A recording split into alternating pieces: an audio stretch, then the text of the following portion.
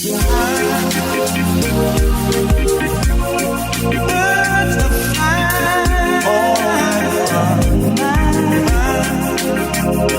out. Yeah.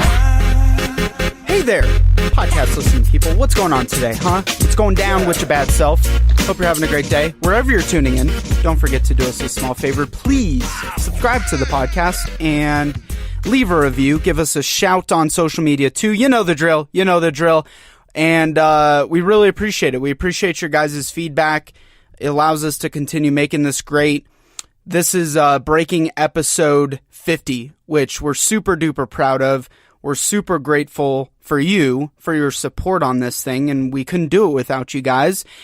And because it's episode 50, if you don't know already, that means it is time for the PBP. Ooh, what does the PBP mean, Connor? Well, the PBP is what we call the podcast behind the podcast, where Julius Hinton and I get to sit down and reflect on the last 10 episodes or so. If you don't know Julius Hinton, Julius is my friend, my brother, and my co-founder here over at Mile High Mentors. He does a lot of the behind-the-scenes stuff, and it's an absolute blast when we get to sit down and just share what's going on in both of our lives and talk about a little behind-the-scenes stuff with the guests and everything. So lots of fun. Can't wait to share with you guys. Before we get there, very quickly, if you're interested in partnering up, yes, all your questions. The website will be done very soon. I promise, guys. We'll have Portal, and we have some really exciting announcements that we're going to be making with that website and some other things that we're going to be building out here. But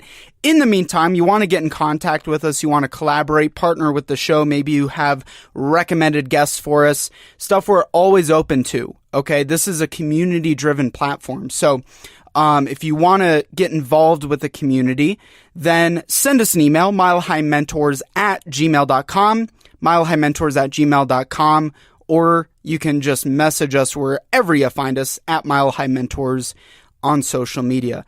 All right, guys, without further ado, please give it up for Julius Hinton and me, myself, and I on the Mile High Mentors podcast.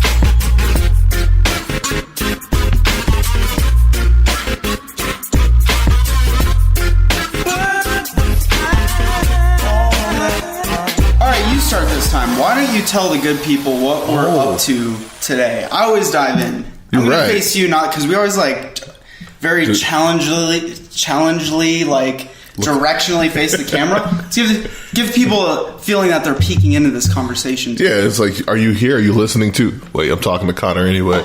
But hello, podcast listening people. Woo! This is Julius, the producer of Mile High Mentors, along with Connor Dube, the host of Mile High Mentors, the host each and every week. See, I am actually behind the scenes. You see, I know the lingo. Now, whenever Julius calls me, my first response is, "Hey, podcast listening people, how's it going?" It's like, is this recorded? Is this recording? No, your post the other day when it was like, "Where did I get this podcast listening people?" Oh, right. Or I think it was on the intro. I did it in an intro, dude. I don't know where I get, because I do that shit too. We cuss a lot on this podcast since it's just us two, but yeah. And we don't have a guest. Get to, hang out. Well, first off, let's tell people, you tell people what we're doing. Okay. Some people, we've got, new listeners, we got new subscribers, and, share a little bit of what's going on. Yeah, so this is episode 50. This is the podcast behind the podcast. And really the point of this is to kind of give you guys some insights of what we've done for the last 10 episodes. Every 10 episodes, me and Connor get together and we just talk about what's happened, what's going to happen, and then we kind of just, do some, I won't say bullshitting, but do some reflecting. We always end up getting political. Always somehow we'll get some sort of racy conversation going in one way or another, because that's what we do. And I'm an inflammatory person to begin with, so I understand. Yeah, we ruffle feathers. That's why we're birds of a flock. Yeah, dude, 10 episodes, which, you and I were just sitting here, we're going over and like looking at a couple of them. It's like, wow, can't believe where we've come in the last 10 episodes. It's always, I think a lot of people forget how valuable it is to reflect. which this is why I love doing this podcast, the podcast behind the podcast, because we actually get an opportunity to just sit and just talk and like really behind the scenes stuff, talk about guests and everything like that. Seriously. So, dude, happy Black History Month? Say happy Black History Month? Probably not. No. It's probably the wrong. But sure, we'll take it. I mean, I'll take a happy Black History Month. Don't get me wrong. Yeah, but how do you congratulate something? It's not a congratulatory thing, but like, it is Black History Month. Yeah, it is Black History Month. So, yeah. A lot of good Black history. This is part of Colorado Black History. I'm one of those people. Thank you. Dude, you've been massively involved in Colorado and making Colorado Black History. You and the Life is Dope team as well. Yeah. I was kind of doing some reflecting, and it's been almost 3 years now that we've been doing Life is Dope, and it's been almost 10 years. Has it been 10 years? Yeah. For Life is Dope? No, for me in the radio podcast, internet radio game, whatever you want to call it. But me behind a microphone, creating content, it's been close to 10 years now. I've been doing it since I was 21 and turning 30 here in a couple months. Not to put a date on myself there, but, that's just part of, the reflecting process. It's like, man, I've been through a lot. I've set up a lot. Bro, you're turning into an old man. Hey, 30's the new 20, man. I don't know. What are you going to do about that? No, I'm trying. But seriously, it's just like, I don't know, I've done a lot, man, and it's been cool. I'm really blessed to kind of just think about all the interviews I've been on, all the content I've been able to be a part of, all the cool people I've been able to meet along the way, and, people I've been able to help along the way, too. All those kind of things are just really cool to think about. And to kind of dig into this, it's like reflecting on we're at episode 50. I mean, think about deep. That. Most podcasts don't make it past their first few episodes, and like even if they do, it's so inconsistent, so stagnated. I can't tell you the amount of people who have approached me about starting a vlog, podcast, some form of video, and we've been getting tagged in Facebook and Instagram a lot, also of other podcasts that are getting started, which is really cool. But it's like you start something, you got to stay consistent with it. You got to keep going. People get so revved up about just starting in the first place. Forget starting. It's about how do you maintain the consistency on that stuff. You know what I mean? And that's like big kudos to us. And I actually saw an interesting stat the other day that it's like over 500,000 podcasts are on Apple iTunes. Over 500,000. Over 50% of those are inactive, meaning they haven't published a podcast this month. Probably half of those haven't published one this year. What counts as inactive? Like 30 days without a podcast? 30 days without a podcast. A full month. I mean, I know we've done it. Like, we've faced challenges with this thing. A full month, though? I don't know if we've gone a full month. Have we? Maybe. I'm sure we have at some period. Even still, we've done that maybe once or twice. That's the thing. But we made shifts to make sure we got the consistency there. So we went to, doing remote, because trying to schedule some of these guests we have in and stay consistent at it, that was like a third job in itself. Seriously was, yeah. But now we're able to get the content more streamlined. We're stacking up episodes. You can get with guests more often. If you want to be a guest, it's a lot easier to get in the queue, if you know what I mean. So those are good things to kind of grow and process on. But at the same time, to get back to the reflecting process. What else you been up to, man? Oh, you want to get into People only hear from you every 10 episodes. Although I don't share out much about myself during episodes and stuff. I try to keep it focused around the guests. Right. You know what I mean? But yeah, just on a personal level, just growing. Tell the podcast listening people. Podcast listening people, are you listening? Podcast listening people. Thank you. Please leave a review. Please subscribe. No, just shouts out, subscribes. Shouts out to Spotify. All you subscribers, all you Instagram followers, right there. But what am I doing? What were we talking about? What have you been up to? Personal level. What have I been up to? Yeah, just working, killing the sales job. If anybody works in sales, shout out to you. Make sure you got your head in the game. It's got ups and downs, but sales right now is up for me, so I'm not complaining. So that's always good. Business side of things are going great. Life's You picked up a new show recently. Also. Yeah, launched a new show. Wallet Guide with Caleb Q. That's definitely going to be on. Caleb. Yeah, check that out, man. A lot of good things we've already talked about. Playing offense and defense with your money, investment tips, kind of getting into the nitty gritty details of the finance and the business aspect. I think Mile High Mentors is the mind state. You know, get yourself in the mind state of everything.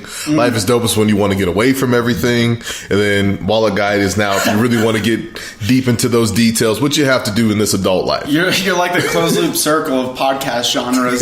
You got finance, you got motivational content, and you've got the lifestyle and the culture side of things. Damn right. Yeah. Working awesome, on it. Yeah, man. Things are going good. I'm just excited for this year. But you think you'd be doing the podcasting forever? Oh, that's a good question. Audio thing forever? What do you feel like the next evolution of podcasting is? Right now, it's the next content strategy, next content marketing strategy that a lot of businesses should be picking up on. You know, at this point, if you're paying the news to cover a story of yours, you know, I'm not really sure why, because you could be building that same wave yourself. You know, and that's the idea right now. It's, you know, don't be with. You know, you can actually beat the media. You don't have to join them. You know, media's in everybody's hands now. I kind of relate it to blockchain. You know, everybody's an influencer. Everybody's a broadcaster. Everybody's in front of a camera. You know what I mean? That kind of thing. But there's talented people. Right now, you could be on the news. Seriously. Dead ass seriously. You could be on Channel 7 and be just as good as those guys. I cuss too much. I got too much.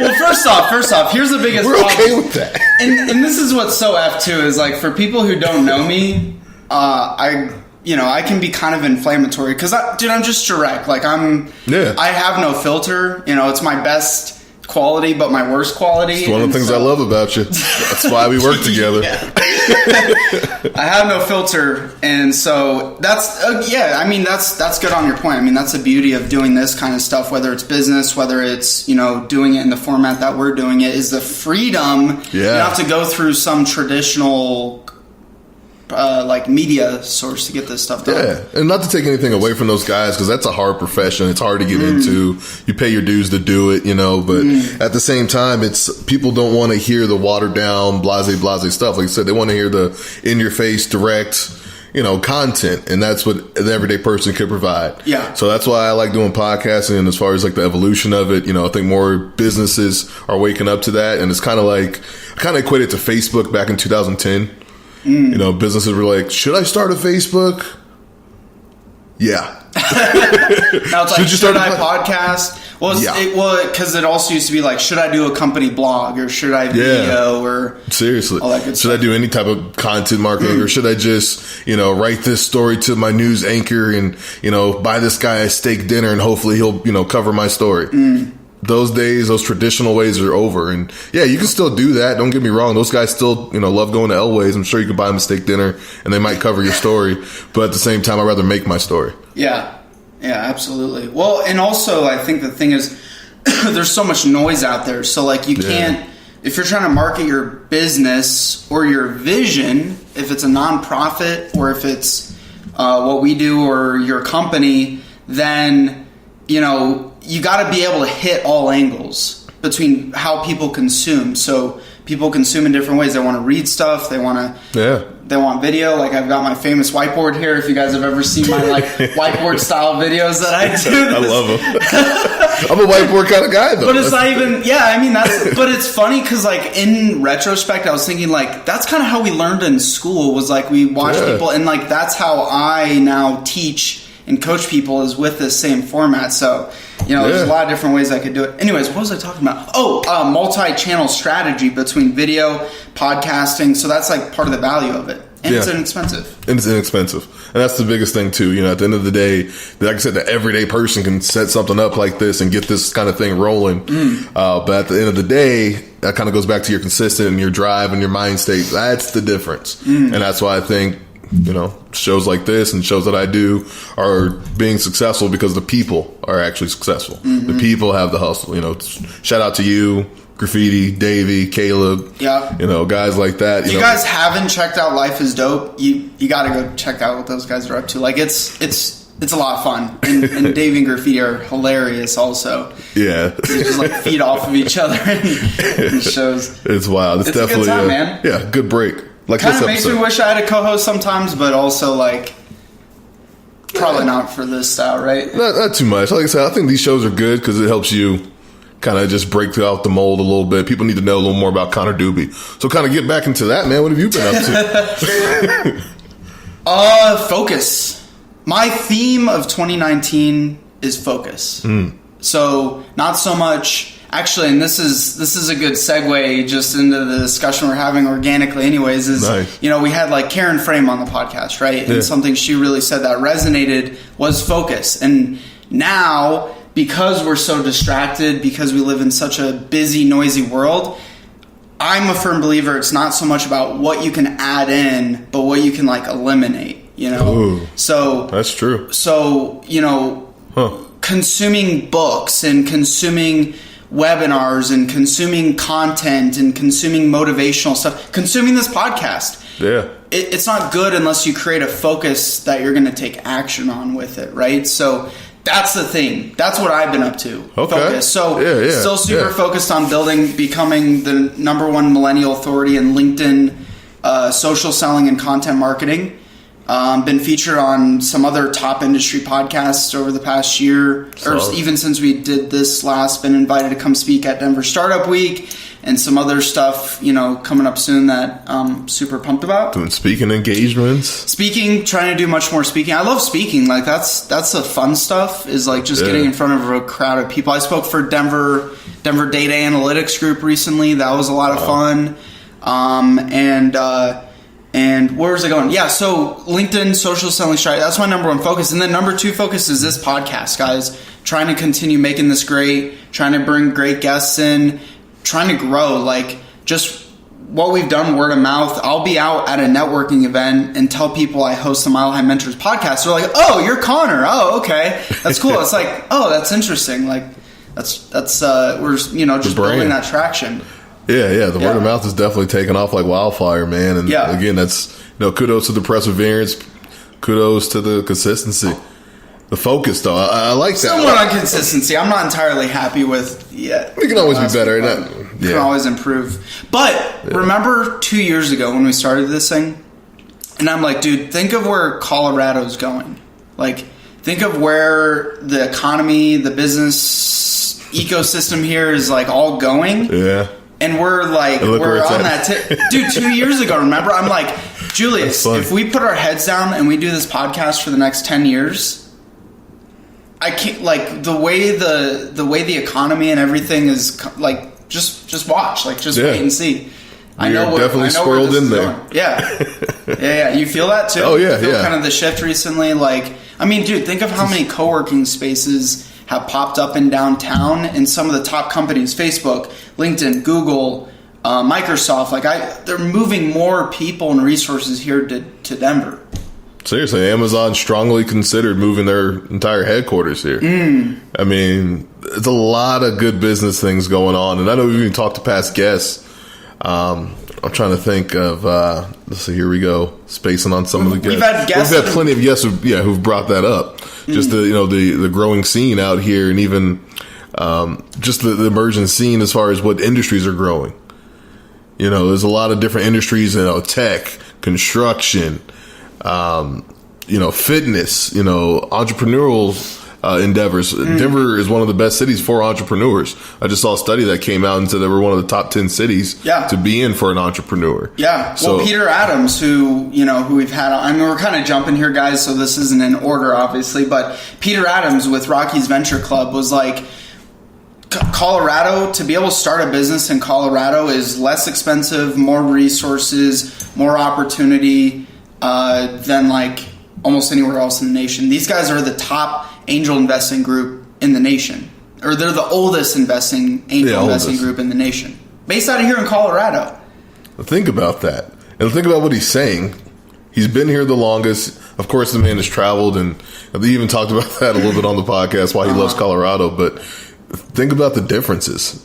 What exactly are we doing differently than some of the other places in the nation? And if you consider those and you kind of pay attention to who else is considering those, it makes sense. Like, oh, Denver's kind of on the next level. It's a perfect hub in between, East Coast style mindset, the West Coast style mindset, and then Denver's like right in between. I saw a funny meme the other day. It's like anyone who settled in Denver just got to the Rocky Mountains and said, F it, and just decided to stop here. After going miles and miles across the country, they just came to Denver and looked at the mountains. They said F it and decided to settle down.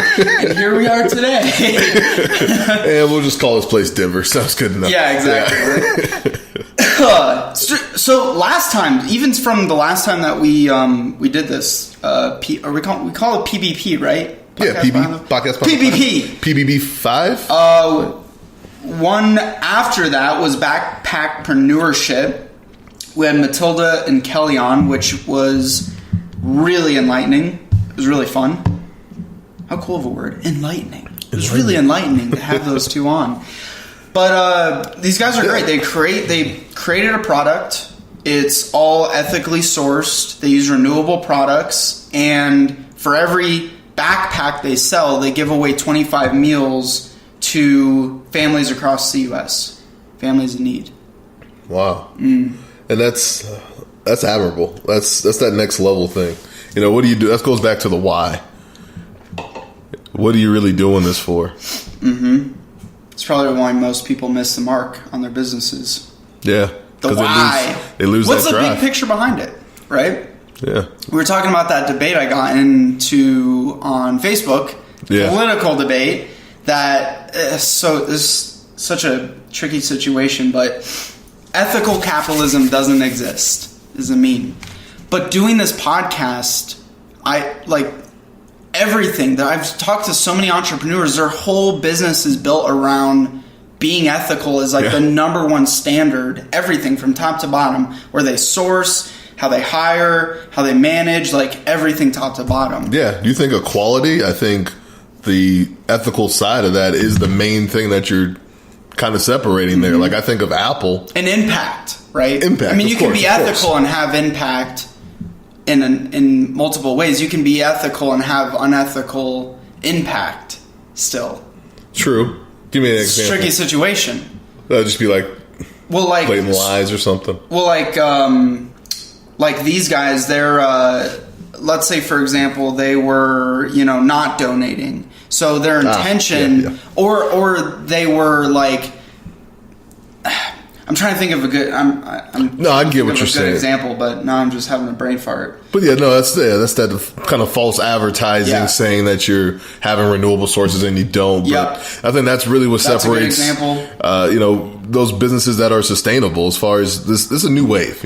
People are thinking ethically. People are thinking, about Mother Nature and the planet Earth here. How are you impacting it? And if you can sell me on why your product is better as far as for the environment or for, just humanity versus product B, I'm going to choose that. That's a hell of a competitive advantage. Yeah. And it's easy to get caught up in the negativity of things, right? Yes. Very easy. When you see so much negative. But we've had Conscious Millionaire on, JV Crum, and and great show. And again, referring back to Peter Adams at Rocky's Venture Club, I mean, they opened up a $50 million fund for impact-related businesses. Wow. So we're making moves in the right direction. Yeah. Not there yet, but it's out there. It's out there. You can't argue that it's not out there. You can't say it doesn't exist. I'm still hung up on this. I'm projecting a little bit of this onto Julius right now. But I think it's important, dude. I don't like to get sucked into politics and political, but it's like now it's so tied in with where we're at in the current economy. It's hard not to ignore, especially if you're in an entrepreneur type position. Business and politics just go hand in hand, and at the end of the day, it matters. Yeah. And at this point, as I'm getting to my elderly age here, Connor, I'm kind of just over tiptoeing around. I didn't say it. I'm not here to have political debates, obviously, but it's just like, at the end of the day, I'm trying to do A, and if X is stopping me, I need to talk about that. Right. Because I'm trying to get to Z. Right. I'm only doing A because I can get to Z. Right. So, that's just my 2 cents. What was your takeaway from that one, from the backpackpreneurship? Mine was like just building. Well, first off, building a company as a couple. I was going to say that was my big takeaway. Yeah, I hate to kind of put that spin on it, but I was just really. I just really admired those two, as far as how they had each other's backs. Obviously they told stories of going through thick and thin with it. And, at the end of the day, when you guys have a support system like that, shout out to my support system, you know. But when you have that, it makes the why a lot easier. And I think the drive, when both of you got the drive like that, you know you're gonna win. Yeah, most couples eat each other alive and don't survive that. Yeah, they can't. It's financial challenges. So to see two that are going through it, they put it all aside, building and growing, and giving back. They could choose to just make really great backpacks, and there's a need on the market for it, and they can just make more money. Mm-hmm. But they're giving back. They're creating impact with it, which is gonna, in the long run, prove them probably more successful, and we'll see. More sustainable. Slide on, see if this helps at all. Okay. Also, we have a really good, another great couples episode coming up here. I just, did it over with, they own 3 couple gyms, fitness location. They do competitive bodybuilding together, and wow. I'm super inspired by that, because you have that right now. I don't have that other person. So yet. What's great about this podcast is selfishly building a frame around the things that I like and see as interesting also. Yeah, you're putting your footprint in the world as far as what you want. Yeah. In a relationship like that. So you took the relationship side away. I think that's great. That was huge. Yeah, and if you're a couple entrepreneurs, you're listening to this or whatever, that's a really good one to go and refer back to. Yeah, that's a good motivation tool right there, because like I said, you guys got your power together like that. It's really unstoppable. And then going back to their selflessness, that's just a way to win. Karma's always going to reward people like that in my book. Yep. Yeah. You had something. I felt it. I was trying to think of another episode, but I want to make sure we go in order. I'm trying to go in order, but I don't know if it matters. I don't know if we do that intentionally. So I know you guys are exhausted, tired of hearing me talk about gluten-free foods and health stuff. But let's talk about it. I loved getting the opportunity to interview Karen Hertz. She's the founder of Holidaily Brewing. Yeah. And, not put the gluten-free beer thing aside, but I'm looking more at the big picture when I brought Karen in for this interview, because here we are in Colorado, the most flooded market for beer in probably the nation. For sure. We have more breweries here per capita than anywhere else in the world. Yeah, more than Starbucks. Do we? Yeah, more breweries than Starbucks? Yes. Really? Yes. We have a lot. We have a lot of breweries. So, she stepped into this space, created something that was completely unique, and they're crushing it. Their beer is all over in Colorado now. Yeah. It's 100% gluten-free. It's sourced from grains locally. So it's all local. It's all kept within the community. And although she could be selling all over the nation right now, she's like, I want to be in all 4 corners of Colorado before I do that and just dominate the state. I'm just like, wow, that's vision. That's vision. Yeah. That's just a really great product, and I was so happy to see that you guys connected with that, because I think I followed her on LinkedIn, and just I definitely saw the beer on the shelf at one time. It was like, whoa, gluten-free. Anytime I see gluten-free, I immediately think of you. So gluten-free products, if you're looking for everyone knows. Just saying.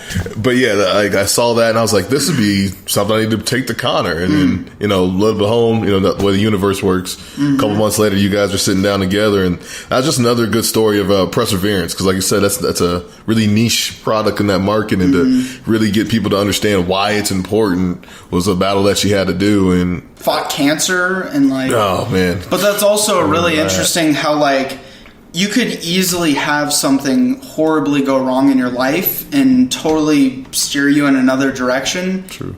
And there's 2 types of people: the people that'll say, woe is me, look at what's happening to me.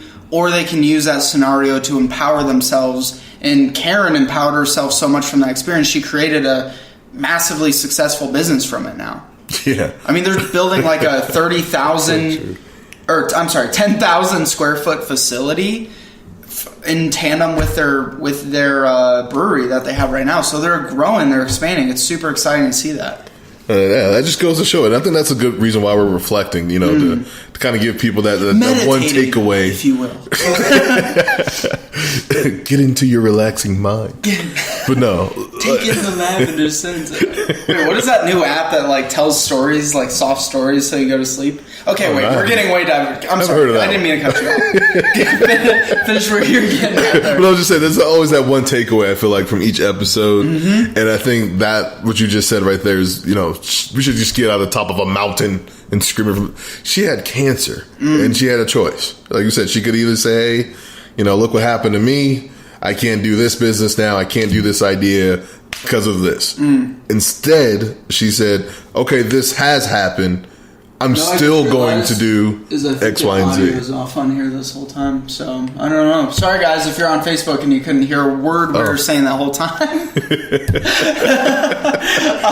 It's so messed up. It's okay. You like our faces. Well, I think the audio feed in, but I think it was a speaker. I don't know. Hopefully, it'll work anyways. Yeah, hopefully they hear. But that's the thing too. That's something that's super massive, especially when you're listening to this or you're consuming content of other people's or you're studying other successful people. Is like people get too hung up in like, well, this is a podcast about someone who started a brewery and like it's not relevant to me. Yep. But look at the big picture of it. Like create a context out of it. This woman overcame a huge negative downturn in her life. She created a business in an overflooded, oversaturated market that is successful, just to show that there is always a unique twist on something that you can do to like have that next evolution. I mean, she's next to Coors Brewery. You know what I mean? One of the biggest breweries in the world. Yeah. And she's Have you gone down there yet? I have not actually. Well, actually, I've been there once, but I didn't do the whole tour. Dude, we got to go down there sometime. But dude, their beer's awesome. I went and hung out there last Sunday. I'll just go in there, work, have some, have a couple beers. They have like 10 beers on tap down there. Oh, we got to do a show from down there. Maybe we should do an event down there. Oh, okay, Maha Tourist. The wheels are turning. Yeah, we're on to something there. We'll talk about it. But no, that just kind of goes back to what you're saying, though. Don't look at our shows on the surface level. This is a show about a brewery. I don't even drink beer. Why am I going to listen to this show? You could have easily saw a clip and, came away with that perspective. And shame on you. Shame. Shame on you. For those of you just listening to the audio, Julius is currently the Facebook camera and shaming everybody watching on Facebook. So, all of you out there. A little savage in here. But yeah, that's serious business, though. I mean, really, that just goes to show, like, especially with our content, there's a deeper depth to it. A deeper depth. Deep people. Deeple. A deeper. I think you just created a new word. Hashtag Deeple? Hashtag Deeple. Hey, if you're listening, hashtag Deeple. It lets us know. Speaking of weird hashtags, Delroy Gill was on the podcast. We now have hashtag ankle cleavage was our takeaway from that podcast. Yeah. That was an epic moment. Hashtag ankle cleavage. So anybody out there, any gents out there rocking ankle cleavage, make sure if you're listening to this, hashtag ankle cleavage. Or if you've listened to that podcast before. Oh man, you got the gears going. That was an awesome, epic moment of the show. You guys had me crying in my car about that one. But you met Delroy also, right? He came on Life is Dope. Yeah, that was the first time I got to meet Delroy. Was on Life is Dope almost 2 years ago when he was on our show, like episode 14 or 15. And just really motivating guy, really great story. And he just sounds good. Like, I mean, honestly, the guy could be saying some bullshit and like it just sounds good. If you're from the UK, yeah, I feel like everybody needs to have at least one of those guys like in their network or like as a friend, just like from overseas, nice accent, dresses well. He's always like, yeah, I know Delroy. Add that too. It always works. Yeah, he is a really good guy, though. I mean, what they're doing with Denver Gents is a lot of people look at that, and I'm a member of Denver Gents. A lot of people look at that organization and say, "What do you guys like?" It's a bunch of guys that dress up like how snooty, like how egregious or whatever. But if you really look behind the scenes, it's all about a social club that's giving back. So they're giving back to local organizations to help raise kids from poverty, literally paying for them to go to a specialized school, at-risk youth, others in the community that are at risk. That's what Denver Gents is doing and building and impacting the community with. So yeah, a lot of good charitable events, and I know a couple of the guys in the network, and they're all stand-up guys. I think that's more behind what they're doing is the gentleman side. Yeah, they are strictly gentlemen, including yourself. I can testify to that. Maybe that's why I haven't joined the event yet, because I'm still working on my side. You need to come down, man. You need to come down. I do, man. See, and that's the thing too, is when I initially went to an event, because I was like, a bunch of guys that dressed up, like probably good networking opportunity, with the podcast, with business and all this good stuff. And I was just taken back by everybody that was there. Nobody was like, you're in a room and you feel like people are stuck up. Yeah. Right? Yeah. And I dress nice, but like these guys take it to another fucking level. Yeah. If you don't have a tailored suit, you really shouldn't show up. Their ankle cleavage has got to be on point. You got to have ankle cleavage on point. But it wasn't like that. Like, some people show up, they wear ties, some don't, some just wear, sports coats and V-necks, and everybody is super, super friendly and not stuck up. So that was kind of my takeaway from that. Yeah. But one of the key takeaways also from here, which I thought was really fascinating, is, and you probably heard this in the beginning of the episode, is I asked Delroy, how many real estate agents do you think are in Colorado alone? Oh yeah, I remember that. And wasn't it like 20,000 or something, or 10,000? Wasn't it in the thousands? Was that right? 20,000. Yeah, that's a lot. Maybe I'm wrong. Maybe I'm misquoting that. In the thousands? I think it was in the tens of thousands. I feel like I know 1,000 of them. So yeah, everyone and their mother is in real estate in one way or another.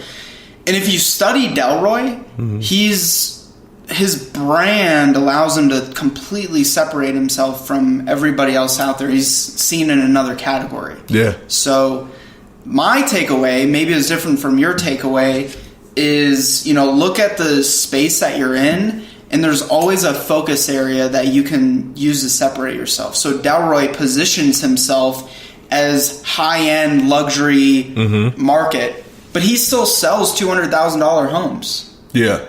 But he positions himself at the top of the food chain, and that brings more opportunity. Exactly. That was kind of my takeaway too. Was just he has a standard of quality that I definitely respect. You can see, like I said, to his gentlemanness, the way he carries himself, his involvement in the community. It's definitely a level or standard of respect and greatness there.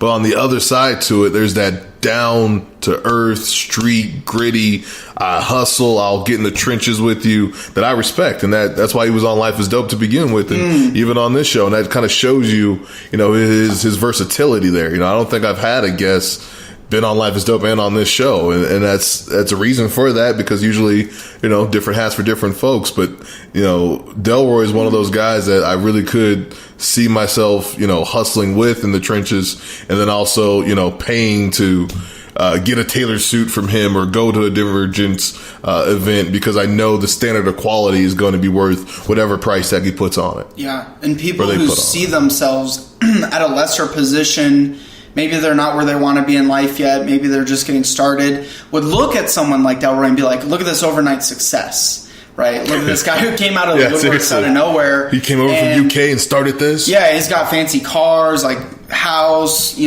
beautiful wife, awesome family, and this community and this great organization he's built. But that was years and years and years of hustle in the making that people didn't see behind the scenes. And you can tell it when you listen to Delroy, and you can tell the fakers, from those who actually have put in the work. Seriously, it only takes 2 minutes to have that, that be apparent to somebody, and that's definitely to toot Delroy's horn one last time.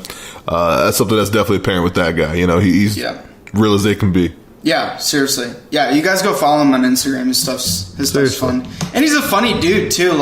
The guy's actually got a really good sense of humor, which has been cool. We'll just get together at an event and just be laughing our asses off at just goofy shit. I was saying with you too, you and I have very similar dry sense of humor. And it's rare you find someone that has a as well. Who's willing to share it too? That's the thing, because a lot of people want to keep up, that persona, if you will. But to break that down, that's what I live for. It's one of my whys almost. Okay. But yeah. You wanted to touch on this one, sober and stoked. I was waiting for it. Hashtag 044. Actually, it's a number, not hashtag. Yeah, it's a number. Hashtag sober stoked. Hashtag number. If that doesn't speak to our generation right there, I don't know what is. But it's also a number. Like, yeah, it's a number, but we see it at first as a hashtag now. Like now I say, when I'm, sliding into the DMs, I'll say, hey, send me your hashtag. And then people misunderstand that still. Yeah. It's a number. Send me your number. So I can call you. We can schedule this damn podcast. Like, did you mean to put a hashtag after that pound sign? No, I meant number, the number sign. It's also. Dude, this one was powerful. Yeah. And Eugene. Super powerful. Probably one of the more emotional ones that I had done.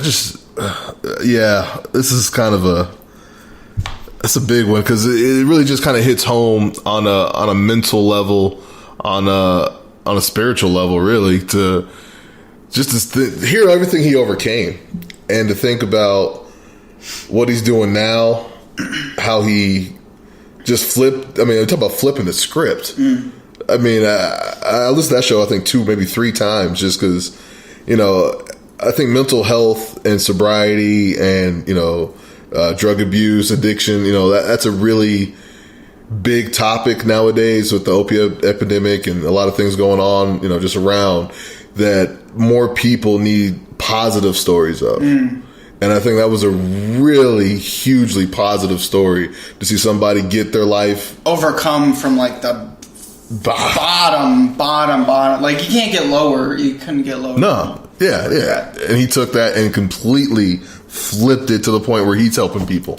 Yeah. With the same problem. Yeah. And have an amazing life and fun time doing it. You personally had addiction afflict your life? Yeah, it's addiction in my family. I don't afflict your life, right? Is that right? I don't know. Anyway. One of those words. That's why I got Grammarly. But that's something that people I know, really close to me have dealt with, battled with, and I've got a lot of positive examples around me too.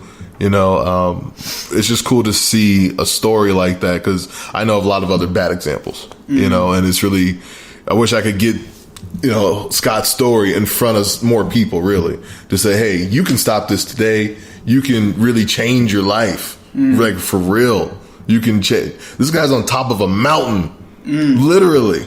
I know. We need to do a lot. We need to do some more collaborating with those guys, because I think it is super important. Like, it impacts everybody. It really.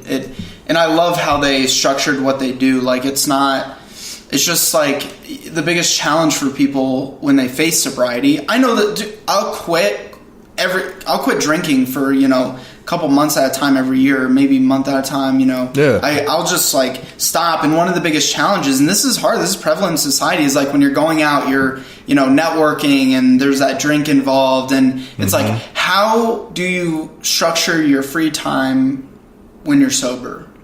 Is like, constructively. Yeah. Construct keyword. Yeah.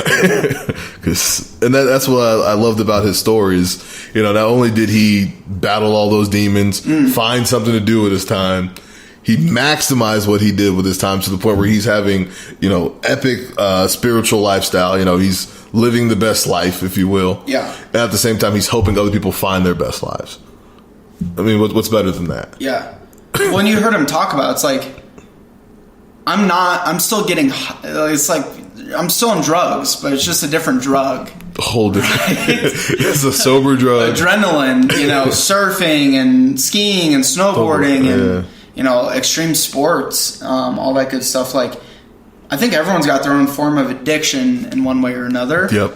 So it's how do you steer that? Like, focus. How do you focus that, right? Or flip it. Yeah, exactly. And I think, it's a perfect and just huge example of how somebody, took their demon and made it an angel, basically. And I just wish more people heard of that. Like I said, everybody's got their own issues. Everybody's got their own vices. But it's just, can you make your vice something that's rewarding. Yeah. So again, guys, this was episode 44 that we did. Yeah, 44. Both got to pull up on our screens here just to like remember what we had going on. But yeah, that was 44, and yeah, anything. Oh, they also launched a documentary. It's called 6 Gifts. We've linked it in all the podcasts and everything, and I would recommend checking it out. It's really powerful stuff. Seriously. I mean, drug addiction affects everybody in one way or another. It's huge, Every yeah. single person. I feel like it's a 2 degree of separation. You know? If you don't have it directly in your family, somebody you know close to you has it directly in their family. Mm-hmm. And yeah, give somebody some content to maybe change their life. You know, like I said, positive examples is what we're trying to display here. Yeah, and that's going back to the why. But we got to get to the next episode because this was what was the next one? The second Iron Man competitor to be on Mile High Mentors. Very true. Well, Karen was the first. I thought Karen was... Eric Hinman was second. Oh, jeez, I got it mixed up. We did Eric Hinman right after. Did we? Yeah, so Karen... I did. I'm sorry, not... Karen, I said Karen earlier in the podcast as well. But I said Karen Frame. Yeah. Is that right? That's wrong. Karen Frame is from a different episode, yeah. Hi, Karen. That's Hi, Makina. Karen. Actually, she just hit me up the other day for her podcast links again because she lost them and they're launching a newer site that they'll feature on. So, wow, super stoked on that. Friend of the show, but Velocity Karen Brown. Leadership. Oh, so I mean, Karen was like, really gave me an interesting mind shift, and it's so funny, dude. It's just that one thing. It's always that one thing. Just that one thing that completely shifts everything. Focus. That became my theme of 2019. Oh, yeah. This podcast was part of an influence on that. That's very fair. That's the one takeaway I assume you took away from that episode. Mm-hmm. Yeah, that's very fair. Because that woman is remarkable in focus. I mean, listening to 5 minutes of that show, you can just hear it in her voice. She's one of those women who knows what she wants, and I would hate to be in front of that. You know what I mean? It's, some people you can't stop in this world, and that's why she was the first Iron Man competitor to be on the show. I mean, think about the mind state to run an Iron Man competition. Have you studied on David Goggins at all or read his book, Can't Hurt Me? I haven't read the book, no.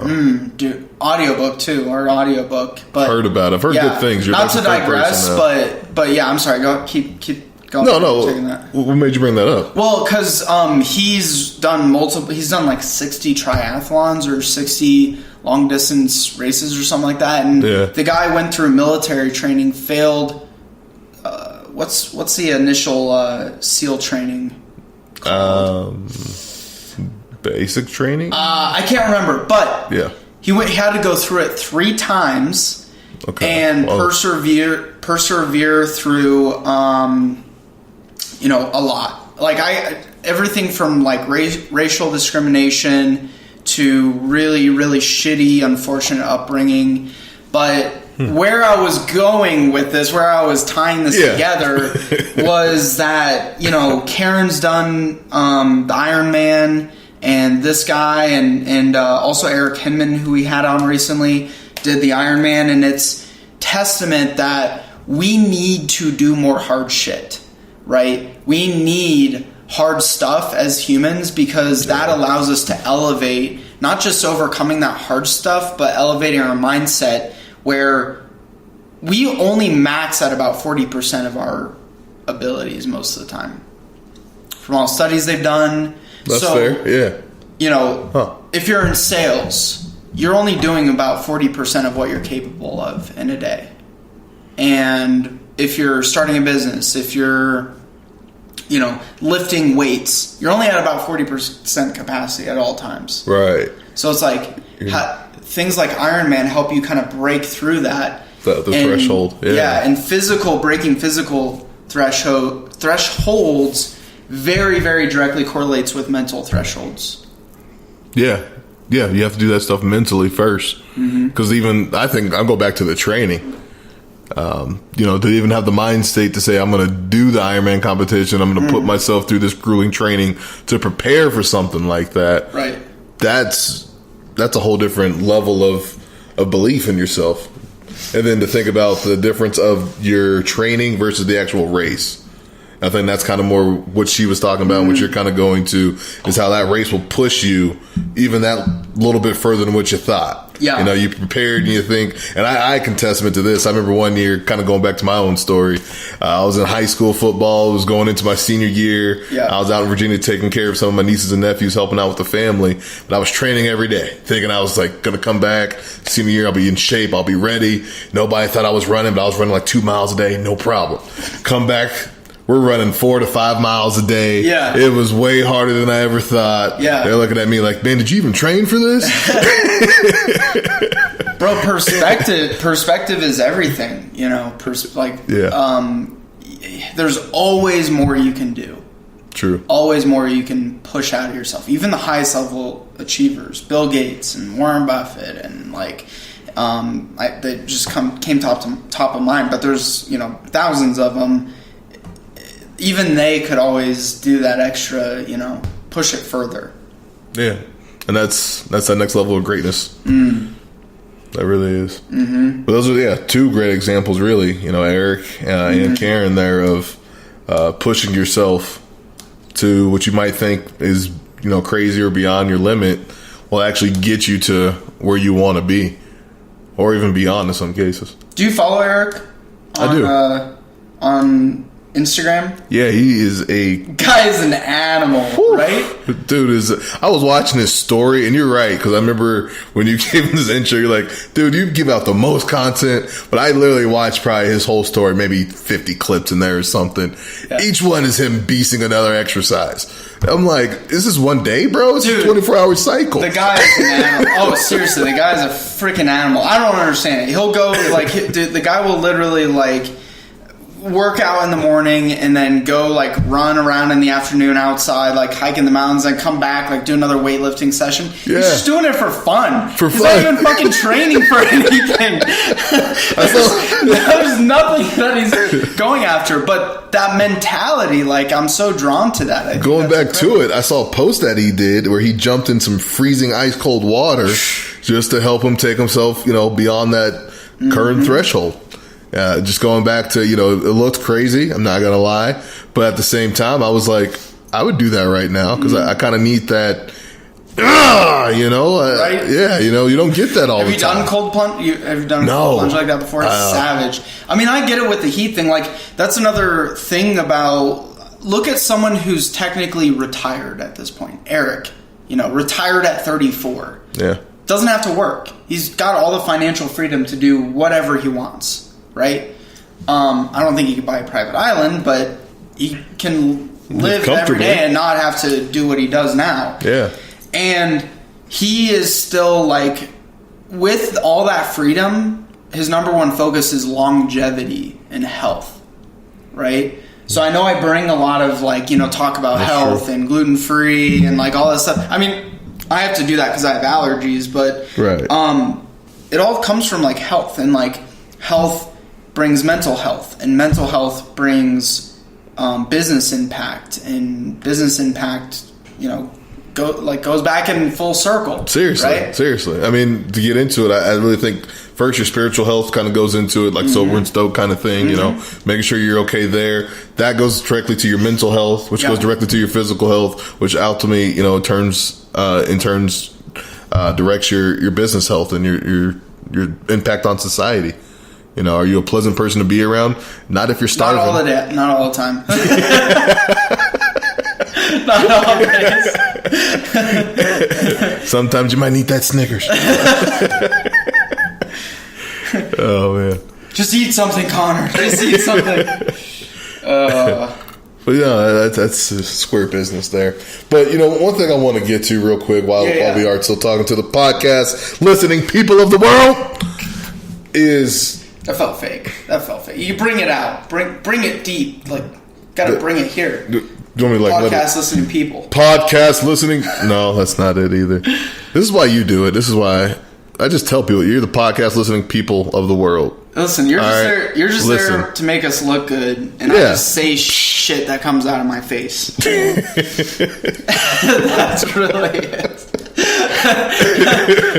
Wait till you listen to these other intros I sent you that I recorded yesterday, dude. I literally have you had these before? These bangs? No, I've heard about them. I've been hooked on these recently. We're totally digressing here for a minute, but I've been obsessed with these recently. They've got like 300 milligrams of caffeine in them. Super caffeine? Is that what that says at the top? Oh, that's creatine. Oh, creatine. So it's got creatine. I'm trying to like, bulk up a little bit. Okay. And so creatine is a nootropic in a lot of ways, and mixed with caffeine, dude, it's like a fucking rocket. Oh, it's got both. Okay. So yesterday, I woke up a little groggy, had a little wine the night before, a little date.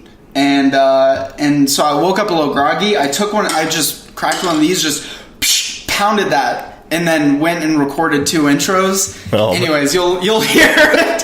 you'll hear it. Yeah, I can already imagine. It's as the kids would say, it's lit. Oh boy! Well, you guys stay tuned to that. I'll be happy to edit that one. Take the headphones out for that one, because we don't sit together. Julius and I don't sit together when he audit.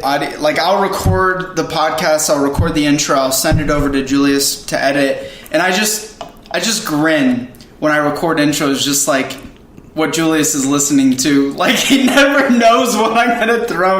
Like, never know what I'm gonna throw at you. So. Oh yeah, it's actually probably one of my favorite parts of the show. Editing the intro. Surprises that you're gonna get. Those first 20 seconds, I'm like, all right, babe, let's see what he's got this week. What's this guy gonna bring out this time? That or the outros at the very end. Yeah, I love those. No, they're usually pretty consistent. They're pretty good. There's only been a couple times that were pretty funny. Just, hey guys, if you're still listening, appreciate it. Don't forget to subscribe, leave a review. My point exactly. Subscribe. Hey now, go and subscribe. I realized the stupid stuff you say, but I try to keep it authentic. So I'm not gonna go back and just get it out, right? Yeah, authenticity. These are the things that we love. Authenticity. This is why I'm laughing at home. I called myself the hostess with the mostest in one of the intros. That was a great one. That was an awesome one. You are the hostess with the mostest. Thank you. That's the true story. That's reality. Hostess. Yeah. Was a hostess a female? Yes. Okay, yes, I just thought of that. Yeah. So I basically call myself trans podcast host. It's a new day. I just felt like identifying as a woman that day, so you gotta respect it. Gotta respect it, guys. That's all I know. Oh, takeaway. We're still talking about Eric's though. What was your biggest takeaway on that one? Chasing perfect days. That was Threshold. I mean, actually, that was the title of that show. Because that was his, one clip that we kind of put out there. And I thought that kind of hit home a lot. When you have a perfect day, basically just duplicate it. Do everything you can to chase those perfect days. If you're operating on your peak level, do it again tomorrow. And continue to do that and continue to stay focused on what helped you get there. And as long as you're chasing those perfect days, continuing to be as your best self. Yeah.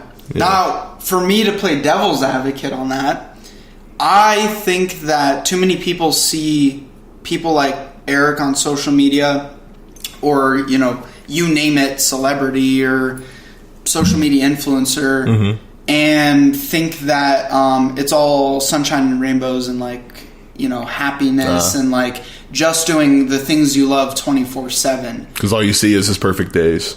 Yes, kind of thing. Exactly. You don't see Eric's not posting about his bad days on Instagram, and everybody has those bad days. Everybody. True. So that's one of the good things and the bad things about social media. In that, also, although I think the idea behind that is building out eventually what you see as your perfect day, working towards being able to live every day as your ideal constructed day, right? Yeah, I can see that. But you can't realistically always do that right out the gate. No. Like if you're building something, you gotta do shit you don't like to do sometimes.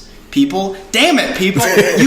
Dude, I can't tell you how many times I've had this conversation with people, but it's like,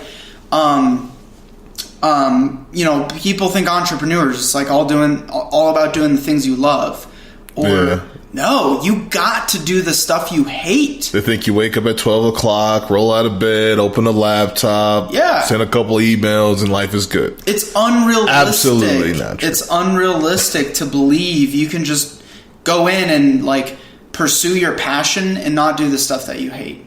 I every day have to do something I don't want to do. And I force myself to do something I don't want to do. Dude, I don't want to go to the gym this morning. Or I don't want to cook this meal, even though it's going to be super nutritious for me. I see that side, yeah. Or I don't want to send this email and draft it out. Or like, it's Sunday. Can't I just go drink all day and like hang out in the sun or whatever? Right. No, I definitely see that side of that coin. I guess the other side of it would be to make sure that you at least do something that isn't your perfect day. Yeah. If you're constantly doing everything that you don't want to do and you're like stuck in that rut, well, there is something that you're doing that for. What is that? Okay, try to do at least, part of that. Get to, whatever that is. If that's skiing, if that's snowboarding, biking, hiking, playing football. Me, it's playing with my son. So I try to spend, at least a couple hours. It's amazing how your perspective has probably changed as a dad now. Oh, dude, it's so changed. Your time organization is probably so... Like, I've talked to we've had other parent, even new parent entrepreneurs on this podcast. Yeah. And a lot of them are like, I've never been more productive in my entire life than after having my child. I'm more focused. Everything has a very good schedule. Mm-hmm. Like, and that's a blessing, but that goes back to those perfect days. Like, I know my perfect day would be just like hanging out with my son, watching him grow, taking him to a ball game. So I just make sure I at least give a little piece of that on the days that I can't. Mm-hmm. And ultimately, there will be more days where I can spend more time with him and, do those perfect days kind of thing. Yeah. But I got to do the shit I don't want to do right now. But it's not 100%. It's not 100% always, even if, because you see a lot of these gurus, a lot of these, social media heads, talking heads, they're like, just do shit you love and like, just pursue your passions and everything else will fall in line.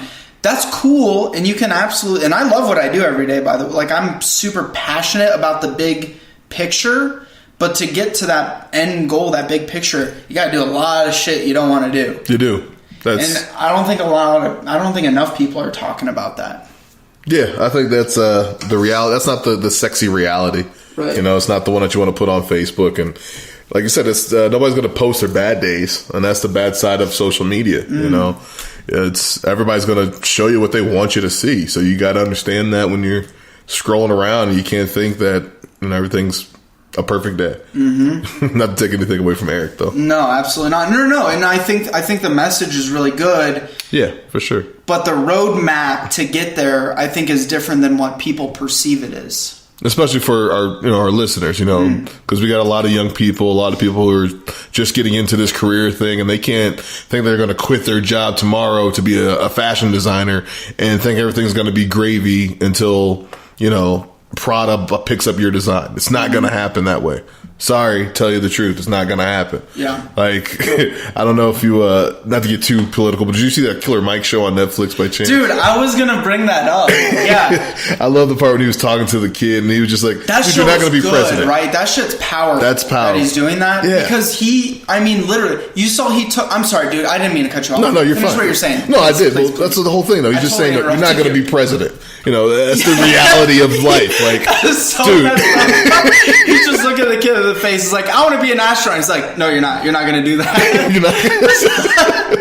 No, if you prove him wrong, kudos. But I think he's a lot of shit you got to do. Facetious. Like, I think Killer Mike is probably that if you believe it, you can achieve it in type of way. But look at what he did with like the Crips in the Blood, the Crip Cola. Cripicola. What? Yeah. But he literally showed these like gang members basically hey, let's go build this ethical business, and then took them to get a loan, and then took like through the process. Yeah. Like, that is how you... Oh, I guess we ended up there. This goes back to politics, but capitalism has raised more people out of poverty than any other economic system. There's good sides, there's downsides to it. For sure. And yes, there's massive oppression, and yes, I empathize with the how fucked up, you know, certain communities, especially in black communities that were completely left behind. Yeah. But you are responsible for yourself and taking action, and anybody with the right action and mindset can raise themselves from poverty. And that's what I believe. That's the American dream.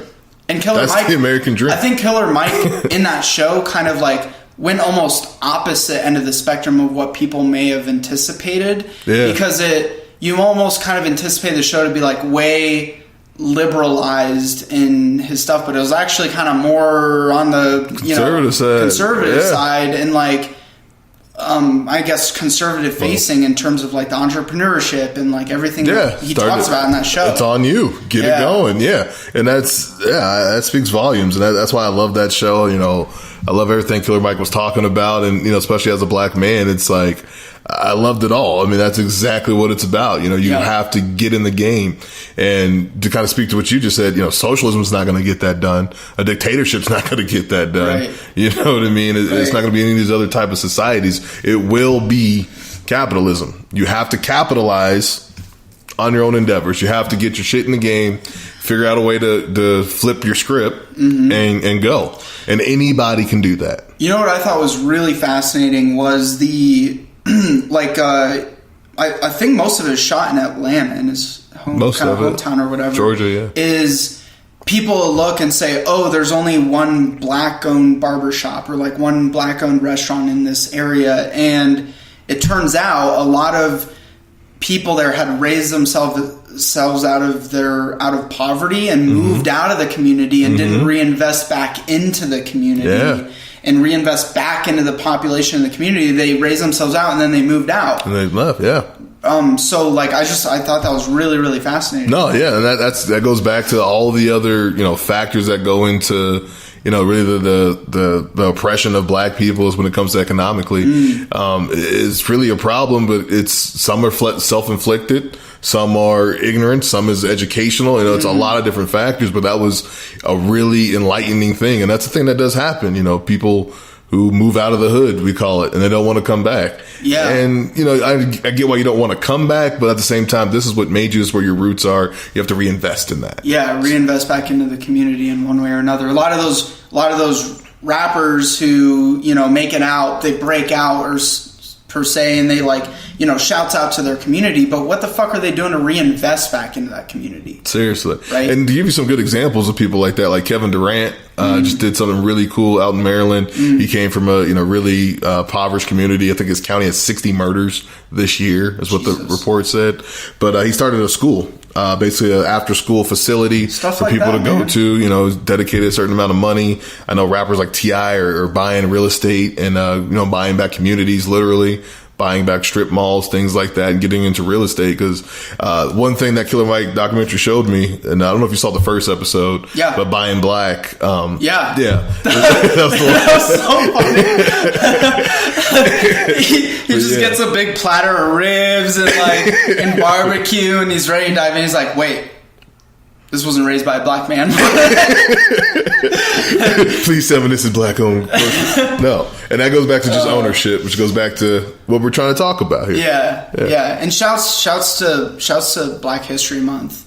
You know, I said you can't say happy Black History Month. Like, how do you acknowledge Black History Month? I think maybe just it's Black History Month would do. Okay, sure.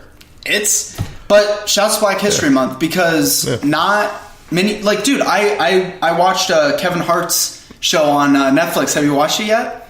His show? No, I don't think so. Dude, you need to watch this. It's really freaking hilarious. And it was really thoughtfully done. I think he did a really good job at it. It's Kevin Hart's Guide to Black History.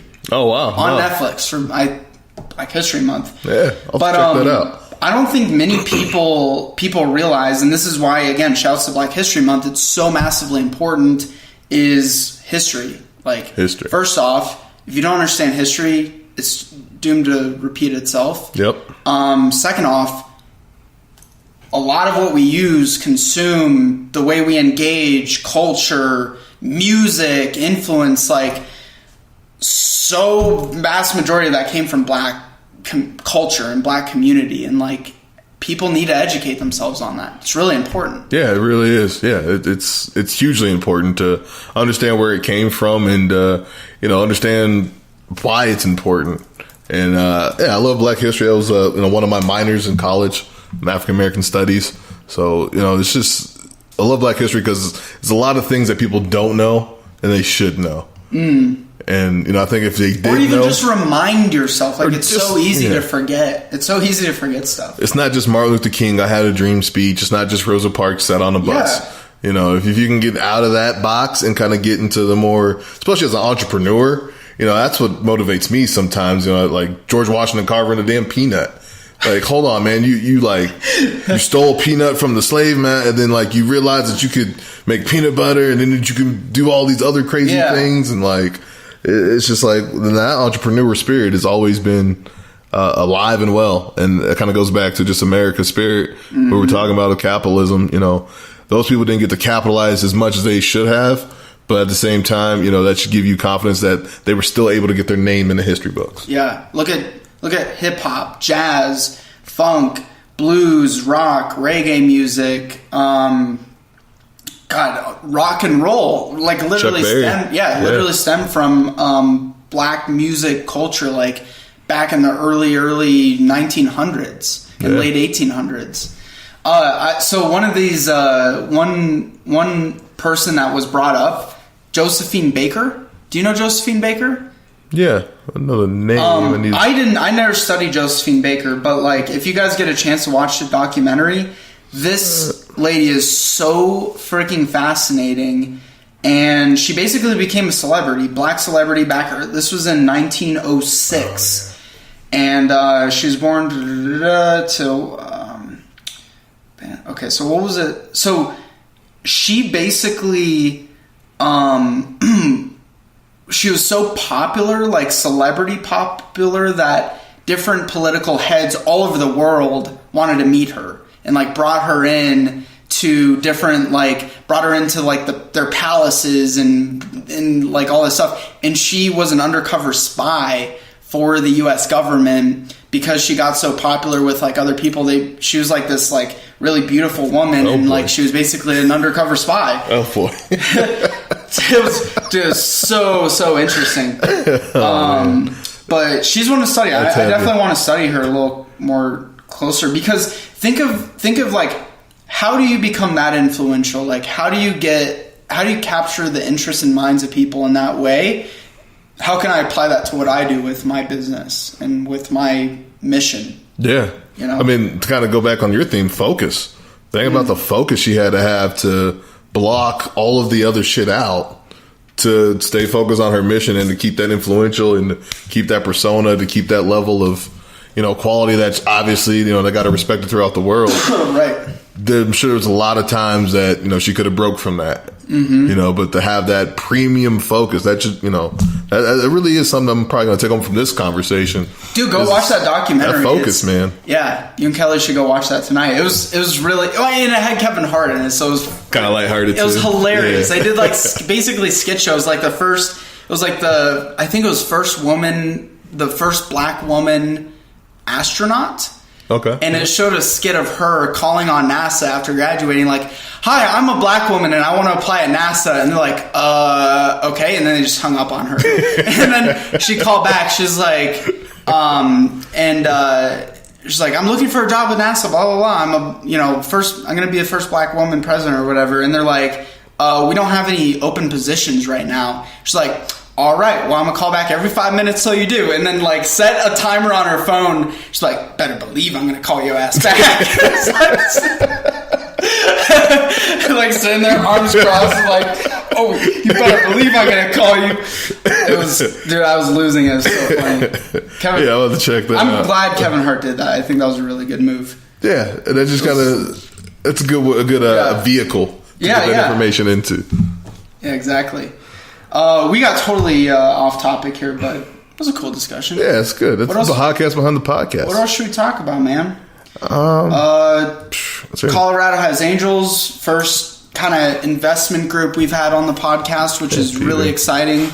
Peter Adams, co-author of Investing for Dummies. Investing for Dummies. Yeah, literally wrote the book on investing, and is here. These are people that are here in your community, here in Colorado. People probably see that book in Barnes and Nobles all the time, and like, oh, I'll pick this up and learn. And he's in your own backyard. He's got a podcast that you can listen to and get a lot of value, and still buy the book, of course. There's some dark jokes in there too. Like, Peter's got a sense of humor. Yeah, he did. He was like, "Yeah, blockchain. You could use it for smuggling people, drug transactions." It's like, wow, that escalated really quickly. But no, he had me cracking up with people faking the lingo. Wait, what lingo? He was talking about people speaking to venture capitalists and angel investors. How they always fake the lingo, and it's just like, I can tell in 2 minutes.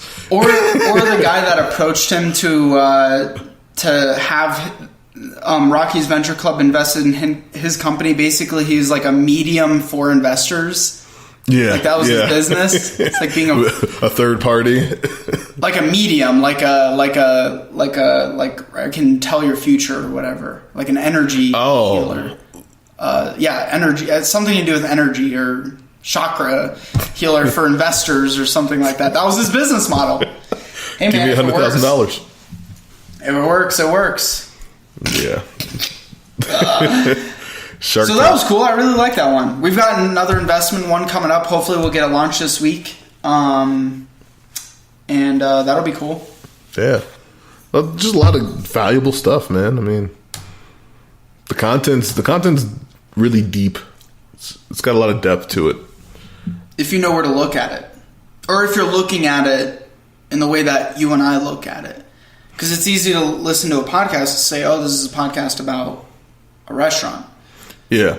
But it's more than that. If you really pick out those golden nuggets and know how to, it's like if you're mining for gold, but you don't know how to mine effectively, you're just going to be extracting useless rock. Yeah. Right? Or you're going to be throwing away rock that's got gold all in it. One of the two. And that's, I think what you said earlier, don't just listen to our podcast or see our podcast on a surface level and think, this is just a podcast about a brewery. It's a podcast about a restaurant. Oh, it's a podcast about investing. No, these are stories that we're trying to give you that have valuable insight that will motivate you and guide you through your professional life one way or another. Yeah. And not even about motivation, because motivation is crap. It's easy to be motivated when you're in the moment and you're feeling motivated, but it's about the actions you take when you're not motivated. That's true. That's what makes it different. The failures. Yes. Yeah. And that's a really good segue to just be relentless with Jen. That's a definition. She overcame some pretty significant challenges to get that damn restaurant started. Could you imagine? I couldn't imagine. I would, yeah. Oh, man. Would you say 10 days before they open? Yeah. Jeez. Stuck, no funding. Lease is signed. Maxing credit cards. Everything's in go. Yeah. And then the rug gets pulled out. What are you going to do? You're going to be relentless is what you're going to do. Yeah, absolutely. That's what you should do. It worked out for her. Mm-hmm. I'm sure it worked out for anybody. But yeah, just golden nuggets, man. Just make sure you're mining correctly throughout these podcasts that we're giving you, because we're not doing this for nothing, people. Go check them out. Go subscribe wherever you're listening or wherever you like to listen. Just be relentless. We had Mile High Mindset last week, which was mindset focused. That one was so much fun. Tyler, his sports background and everything like that. Yeah, that's what I was getting off on, of course. Yep. Football guy. Mm-hmm. I love good football stories, and mind state. That's everything. Focus and the way that you prepare mentally is ultimately what drives everybody, good or bad.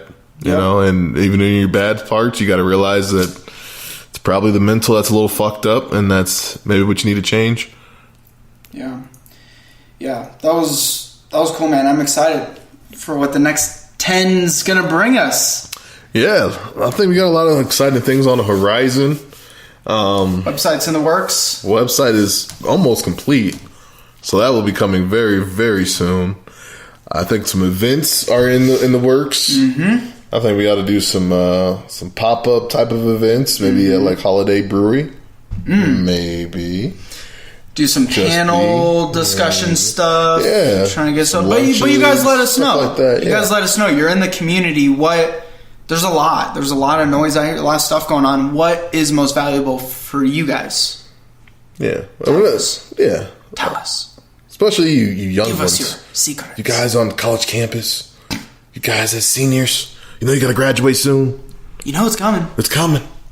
It's coming. You turned in the essay. You turned it in, didn't you? Okay. So, I've been there, man. I've been there. It's got to be an APA format. But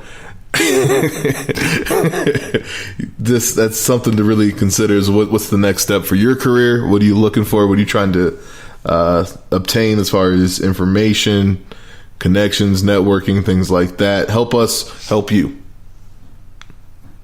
Anything else, man? Should we wrap this thing up? I think we can wrap it up. I mean, I love you guys. Thanks for listening. Please subscribe. Please leave a review. Please subscribe. iTunes, iHeartRadio, Spotify, all the places, YouTube, Facebook, Instagram, Twitter, everywhere. We love you. We'll see you next time. See you guys.